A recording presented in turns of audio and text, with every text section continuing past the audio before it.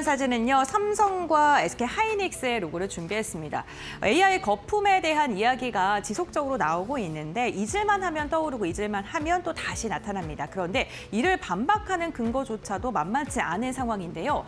AI가 거품이다 아니다라는 논쟁이 지속되고 있는 가운데 돈의 방향은 지속적으로 AI 시장으로 들어오고 있습니다. 오늘 관련된 이야기 다음 장을 통해서 또 구체적으로 나눠보겠습니다. 과연 AI 수익성 논쟁의 본질은 무엇일까요? 우선 이번 달에 발표됐던 브로드컴과 오라클의 실적 발표 그 이후에 AI 거품론이 다시금 부각받았다는 것입니다. 브로드컴 같은 경우에는 AI 매출 성장이 확인이 됐습니다만 시스템과 인프라 중심의 사업을 확대하겠다라고 이야기를 하면서 과연 투자한 만큼의 돈을 벌어들일 수 있을까라는 시장의 의구심이 커졌습니다. 특히나 브로드컴의 실적 발표 이후에 관련 관계자가 컨퍼런스 콜에서 AI에 대한 매출 성장성이 기대한 것에 못 미친다라고 이야기를 하면서 이 거품론에 불을 붙이는 듯한 모습이 나타나기도 했고요. 오라클 같은 경우에는 AI 데이터 센터 캐펙스를 더 확대하겠다라고 이야기를 했는데 이것에 대한 수익성에 대한 그 의문이 시장에서 나온 거죠. 보시는 것처럼 실적이 발표된 뒤에 오라클과 브로드컴은 오히려 주가가 강력하게 하락했고 어제 들어서 조금은 진정되는 국면이 확인되기도 했습니다. CDS를 보더라도 시장의 불안감은 명확하게 보이는데요. CDS 같은 경우에는 신용에 대한 불안정성을 수치로 표시를 한 거고요. 보시는 것처럼 파란색 선이 오라클이 정말 급격하게 상승하고 있는 것이 나타나고 있죠. 우리가 캐펙스에 대해서 빚을 주고 투자하고 있는데 이게 실적으로 이어질 것이 조금 더 시간이 걸릴 것이다라는 그런 시장의 의문이 확신처럼 점점 변질되면서 이로 인해 건전성에 대한 불안감이 커질 수밖에 없다는 것입니다. 보시는 것처럼 실적이라는 것은요. 우선 실적이 잘 나올 것이다라는 기대감은 가이던스로 이미 제시가 되고 이로 인해 주가는 선반영됩니다. 실적이 선행 결과이면서 후행 지표라는 이야기가 그렇게 나오기 때문인데요. 그래서 시장은 과연 그래서 투자한 금액을 얼마나 빨리 회수할 수 있는지 그 속도에 주목을 하고 있는 듯하고요. 당연히 AI 시장이 확산이 될 거긴 한데 이 방향성보다는 얼마나 빠르게 확산할지에 대한 그 속도, 그 다음을 좀 궁금해하는 듯합니다. 다음 장을 통해서 이어서 이야기 나눠보겠습니다.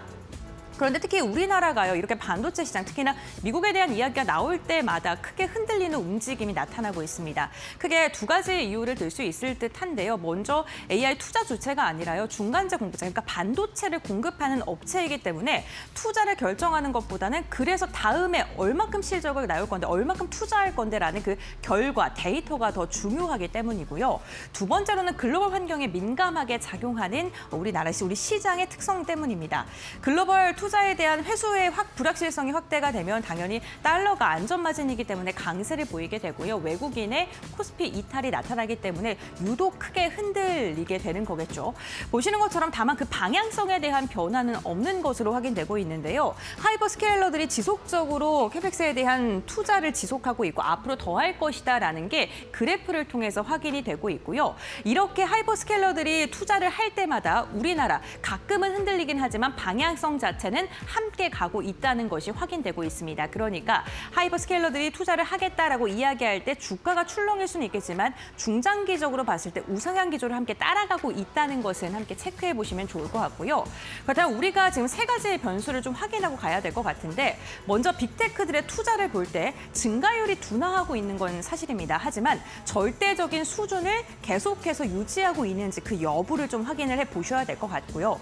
HBM 같은 경우에는 가격의 변동성도 변동성이지만 물량이 정말 지속적으로 증가하고 있는지 더 다양하게 확대되고 있는지를 확인을 해보셔야 될 것 같고 어디에 사용을 하고 있는지 사용량에 대한 확인도 필요할 것 같습니다.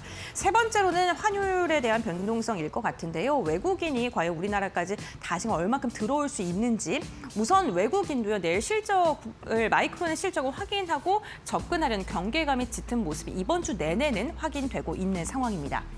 이러한 가운데서 지금 엔비디아의 데이터 센터 매출의 컨센서스는요, 오히려 증가하고 있다는 게 확인되고 있습니다.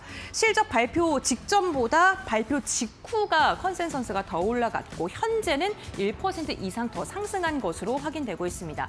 버블 논쟁은 계속되고 있고요. 과연 수익성이 있는 것인가에 대한 의문과 물음표는 지속되고 있지만 수치는 계속해서 우리에게 안심을 해라라고 확인을 해주는 듯합니다.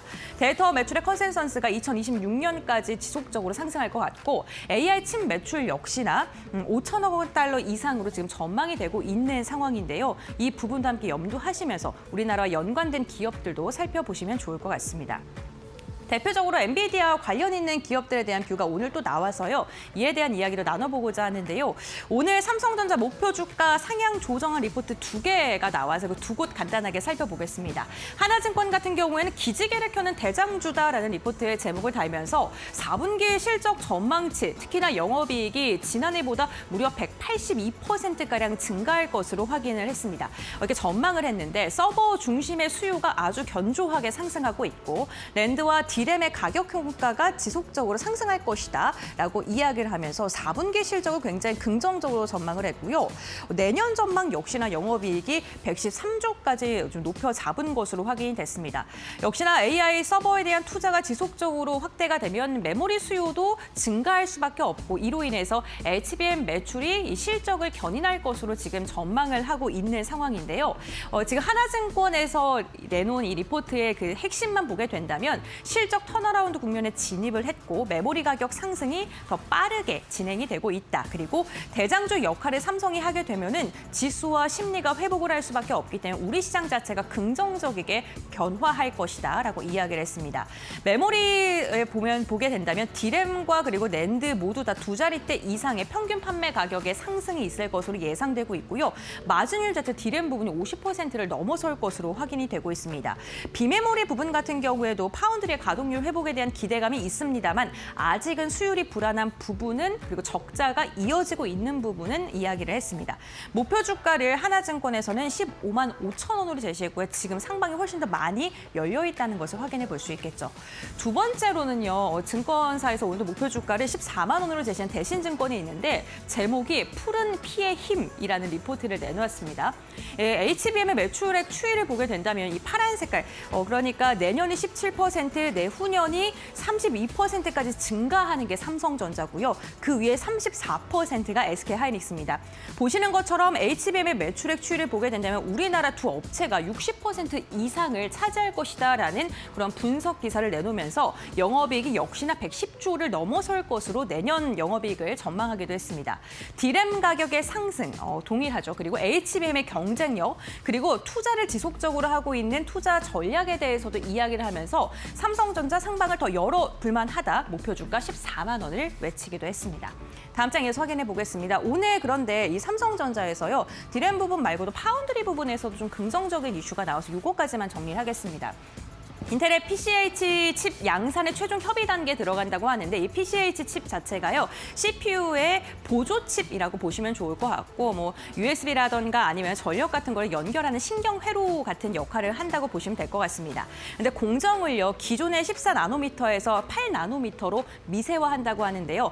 더 작아졌기 때문에 훨씬 더 큰 기술력, 더 큰 기술력이 필요합니다. 한국 화성에서 진행을 할 것으로 보이고 내년에 양산될 것으로 보이는데 이만큼 기술력이 필요한 것에 대해 최종 협의 단계에 들어갔다는 것 자체가 파운드리 부분에서 삼성이 점점 더 저변을 확대하고 있고 기술력을 인정받고 있다라고 보시면 좋을 것 같습니다. 인텔의 CPU 시장의 점유율이 75% 이상이라는 것, 신뢰성을 인정받았다는 것, 그리고 파운드리가 수주 소식에 더불어서 이번에도 긍정적인 소식이 전해졌다는 것은 메모리가 실적을 끊고 있고 파운드리가 적자 국면에서 이제는 흑자로 돌아설 만한 그런 신뢰감을 회복해주는 국면이 아닐까 싶습니다.